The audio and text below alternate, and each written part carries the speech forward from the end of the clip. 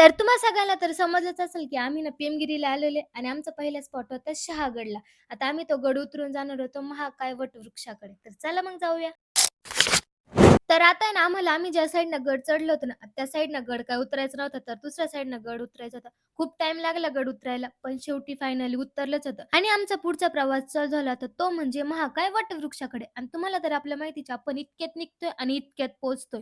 तर आम्ही इकडे पोहोचलो होतो आणि लांबूनच तो वड आहे ना खूप मोठा दिसत होता. म्हटलं जवळून कसं दिसेल आणि जवळून बघितलं तर आहा! एक नंबर आणि उन्हातान्हातून आलो त्याच्यामुळे एकदम थंड-थंड असं वाटत होतं. आणि या वडाची खासियत म्हणजे संगमनेर तालुक्यातील आणि महाराष्ट्रातील हा सर्वात महाकाय वटवृक्ष आहे. आणि ना वडाला ना आपल्याकडे खूप जास्त असं महत्व आहे कारण की 7 जन्मी हाच नवरा हवा यासाठी बायका याच वडाला फेऱ्या मारत असतात. आणि सगळ्यांनी इकडे ना उन्हातान्हातून दमून आले होते त्याच्यामुळे थोडीफार विश्रांती घेतली आणि गप्पा गोष्टी करून आम्ही छत्रपती शिवाजी महाराजांच्या घोषणा दिल्या. छत्रपती शिवाजी महाराज की जय. छत्रपती शिवाजी महाराज की जय. जय भवानी, जय शिवाजी, जय भवानी, जय शिवाजी. हर हर महादेव, हर हर महादेव. आणि ना गप्पा गोष्टी करून झाल्यानंतर आहे ना आता सगळ्यांनाच खूप जास्त अशी भूक लागली होती कारण आम्ही ना जेवण वगैरे केलेलं नव्हतं.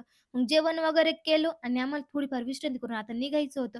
कारण की आम्हाला 4ची बस पकडायची होती. मग थोडंफार चालल्यानंतर आहे ना मग गाडीवरती बसलो आणि तुम्हाला तर आपलं माहितीच आहे आपण इतक्यात निघतोय आणि इतक्यात पोहोचतोय. कारण की आपल्याला संगमनेरची बस आहे ना लगेच भेटली होती आणि आम्ही संगमनेरमध्ये उतरलो पण होतो. आणि मला कमेंटमध्ये नक्की सांगा तुम्ही गेलेले की नाही या वटवृक्षाला? कमेंटमध्ये नक्की सांगा. व्हिडिओ आवडल्यास लाईक करा, फॉलो तेवढं नक्की करा.